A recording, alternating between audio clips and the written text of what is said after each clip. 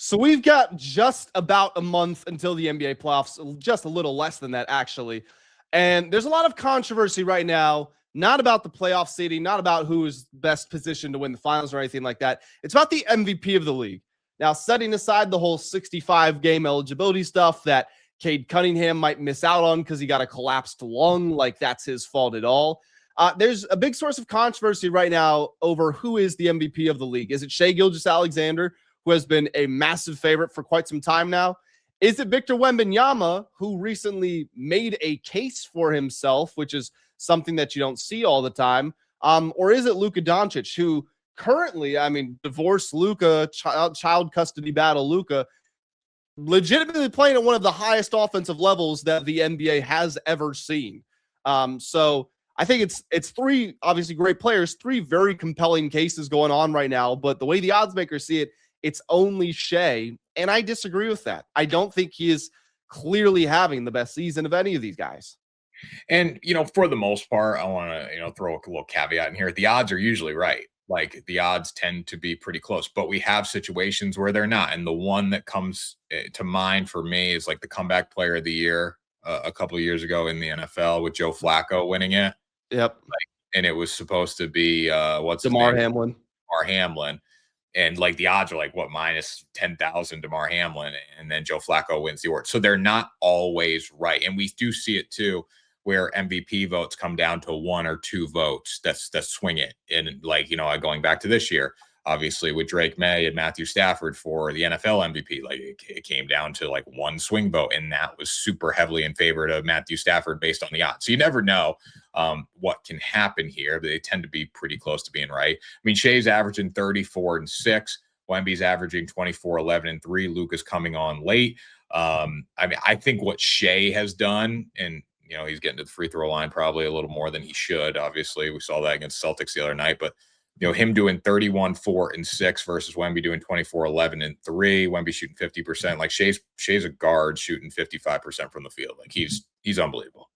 His efficiency, people are going to get so mad at this, and this is going to become a bigger conversation the longer Shai is in his prime, because the dude's only 27 years old, but he's playing at a higher level than Dwayne Wade ever did. He's playing at as high of a level, if not a higher level, than James Harden, higher than Allen Iverson.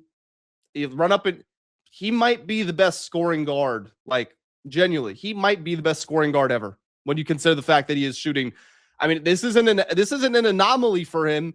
He's shooting 56% from the field this year, 52% last year, 54% last year, or the year before that. Like, again, as a guard, all of those years scoring more than 30 points per game, what he's doing is outrageous.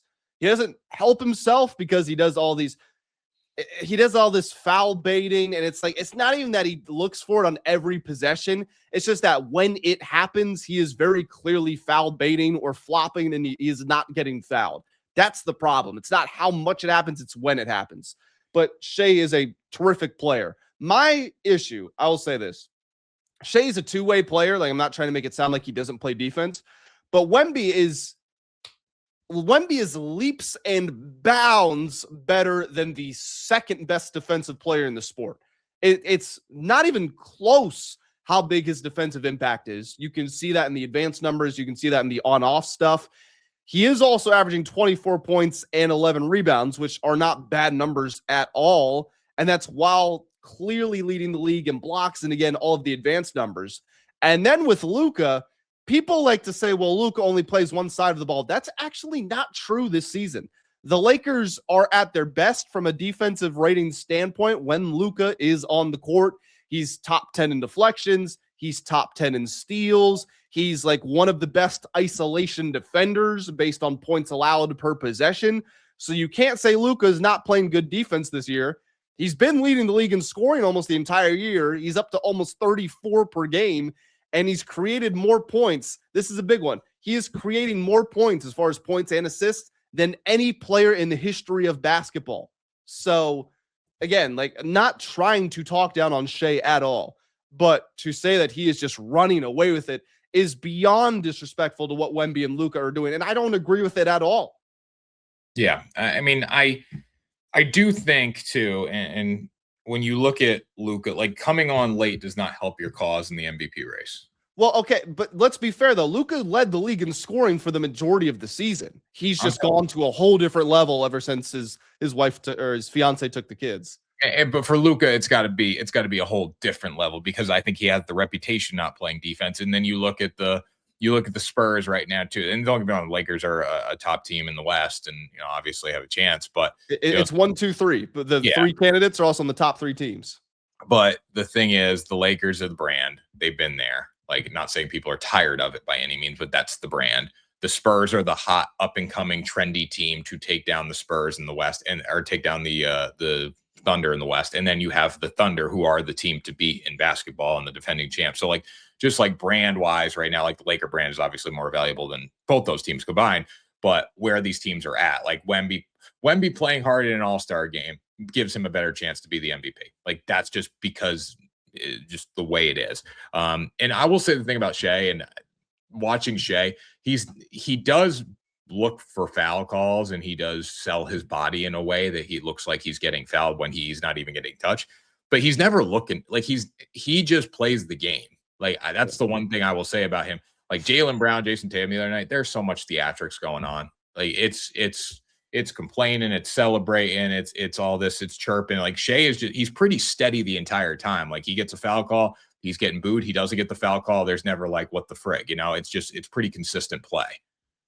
Yeah, agreed. Agree with that for sure. Shai, again, people talk about Shai as if he's like a free throw merchant. That's all he can do. And it's not the case. It's just when he does get quote unquote free throws, a lot of the time he's not getting fouled or he's accentuating. And what makes it so frustrating is the way the Thunder play defense. I think that's the biggest thing, because when you watch them play, like if they got called for fouls at a regular rate around the league, then we might not even be talking about Shai all that much. But the Thunder get away with war crimes on defense. And then Shai, if you sneeze on him, he's going to the line to shoot too. Definitely. So I think Shai, when you look at the numbers, and don't get me wrong, defense means a lot, but Wemby's also going to win Defensive Player of the Year. So that's the problem. Like, what is the MVP? It's realistically, MVP is the most valuable scorer because that's what people care about. And then Wemby's going to win Defensive Player of the Year. Well, if it's the most valuable scorer, just most valuable offensive player, it's Luka. Because he's creating more points than anybody in the history of basketball ever has. And he's running away with that, by the way. His point splits, assists, it's not close. Don't let him see his kids. That's what it comes down to. My MVP right now, we've got about 9-10 games for each team left. My MVP right now is legitimately Victor Wembanyama. All right. Mine is this is the last thing I'll say. I think Shai's gotten a lot of help from his team having the best record, which again, we got to make up our minds on this. Russell Westbrook won MVP as a 6th seed. Jokic won MVP as a 6th seed. But Shai, I feel like, has benefited from his team having the best record. Spurs are 2 games behind. And when you look at the way that the schedules finished this season, the Spurs might be the 1 seed in the West. The Thunder finished their season against the Bulls, which obviously is very easy. But then they go Knicks, Pistons, Lakers, Jazz, Lakers, Clippers, Nuggets, Suns. That's a really difficult finish to the season. For the Spurs, they finished their year with the Bucks, Bulls, Warriors, Clippers, Nuggets, Sixers, Blazers, Mavericks, Nuggets. So I would say there's Clippers is losable, Nuggets is losable, Nuggets is losable. 3 losable games for the Spurs. For the Thunder, it's the Knicks is losable, the Pistons is losable, both Lakers games, Nuggets and Suns is losable. That's 6 losable games. So again, and the Spurs have the tiebreaker. So if they make up 2 games over this final 9-10 game stretch, they're the 1 seed in the West. Well, you know what? I will say I think the Shai is going to win MVP, and then we're going to get I think the Spurs will win the Western Conference, but I think Shai is going to win MVP because Wemby just hates everything to do with the Thunder. I think that's kind of what's going to play out. Especially Chet. He hates him. Oh, he hates Chet's so dude. Chet's I can understand someone having beef with Chet. Why does he hate Chet? Why? What is the reason, you think? Like Chet's there's a clip of them back at like a U16, U17 international tournament where Chet and the USA obviously won, and Wemby's with France, and he's just glaring at him like he hates him. There was so one of them might have made some comment about one another.